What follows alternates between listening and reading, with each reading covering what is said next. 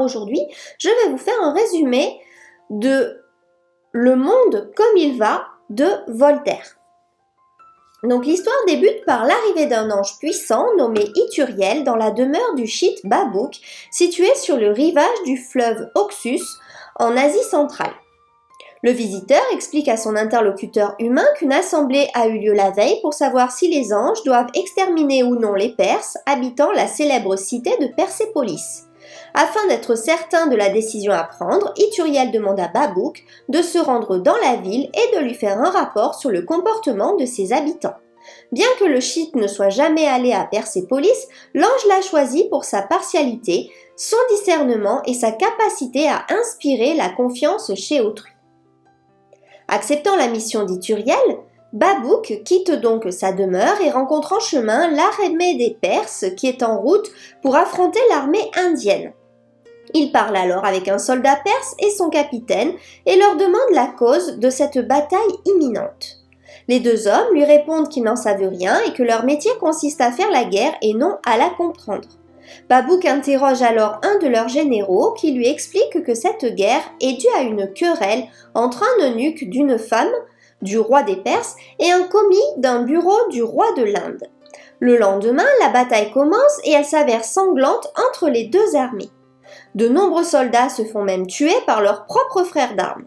Observant avec tristesse ces horreurs, Babouk est alors convaincu que les habitants de Persépolis doivent être annihilés par les anges. Pourtant, il change rapidement d'avis lorsque les deux camps finissent par déclarer la paix et qu'il apprend que les soldats, aussi bien perses qu'indiens, se sont conduits dignement sur le champ de bataille. Optimiste et apaisé, Babouk reprend la route et rejoint Persépolis. Babouk pénètre dans la cité, se mêle à sa foule et entre dans un temple. Il est choqué par le comportement des gens dans cet édifice sacré. Ils parlent fort, sont sales, sentent mauvais et ils enterrent même un mort à l'intérieur du temple. Cependant, lorsque le Chite visite d'autres temples, admire les beautés architecturales de la ville et constate que certains habitants se comportent de manière civilisée et pieuse, il change encore une fois d'opinion. Quelques heures plus tard, il passe la soirée chez une dame en compagnie de convives qui semblent agréables. Il se rend toutefois compte que la maîtresse des lieux trompe son époux avec un jeune mage et que de nombreux invités pratiquent l'infidélité au sein de cette maison. La dame confie à Babouk que la tromperie est courante dans les foyers de Persépolis. Il apprend également que les postes les plus haut placés, notamment dans la justice ou dans l'armée, appartiennent à ceux qui sont les plus riches. La soirée terminée, Babouk entre dans un des plus beaux temples de la cité. À l'intérieur, un mage parle du vice et de la vertu sur un ton pompeux à une assemblée d'hommes et de femmes fascinés par sa prétendue érudition. Sortant du temple, le Chite se rend à une fête publique où il côtoie des personnes aussi belles de caractère que d'apparence. Sur scène, les artistes qui interprètent le rôle de rois, de reines, de héros et d'héroïnes des légendes perses sont d'ailleurs si touchants que Babouk finit par être ému au point d'en verser quelques larmes. Ensuite, Babouk fait la rencontre d'un marchand qui escroque tout d'abord le Chite en lui vendant un produit bien plus cher que sa valeur réelle, pour ensuite lui rapporter la bourse qu'il a oubliée dans son échoppe. Déstabilisé, Babouk interroge le marchand sur son attitude contradictoire. Le commerçant lui répond que ses prix sont malhonnêtes et lui permettent de rémunérer de nombreux employés tout en vivant dans le luxe.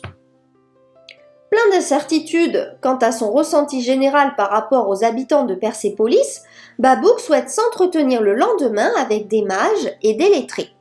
Il pense en effet qu'en vouant respectivement leur existence à la sagesse et à la religion, ces personnes se montreront peut-être plus vertueuses que la plupart des habitants qu'il a rencontrés jusqu'ici.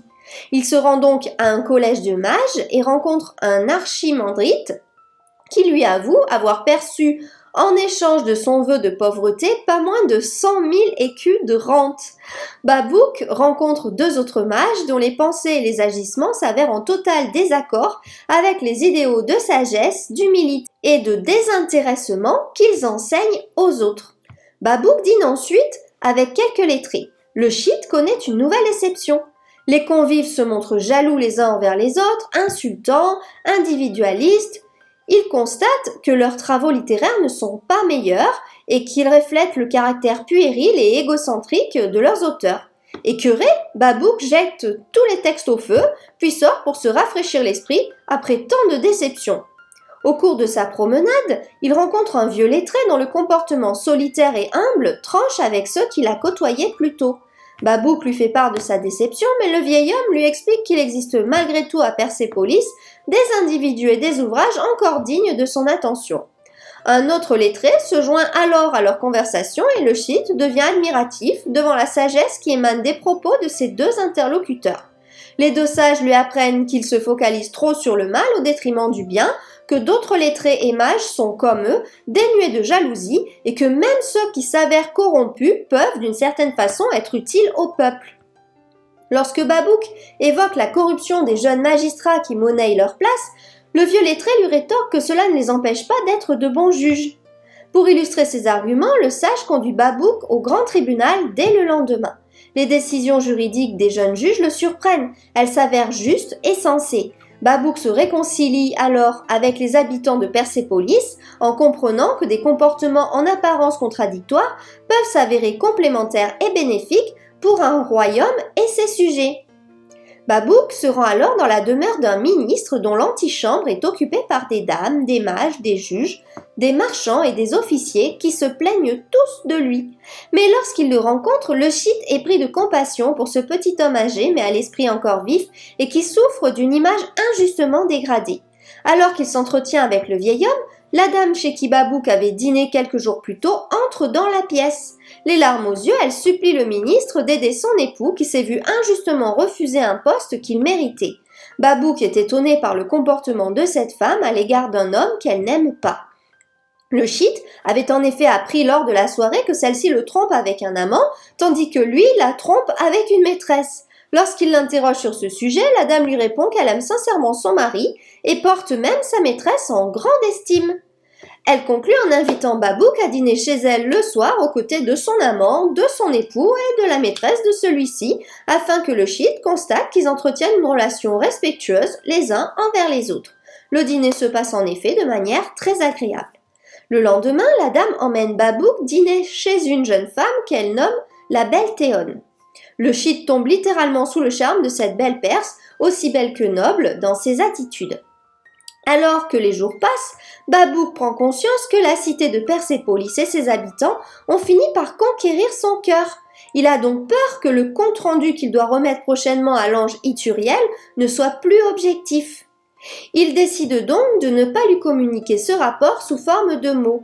Il fait forger par le meilleur fondeur de la cité une petite statue constituée de pierres et de métaux, aussi bien précieux que communs. Il apporte cette dernière à Ithuriel et lui demande si l'ange oserait la briser sous prétexte qu'elle ne soit pas exclusivement composée d'or et de diamants.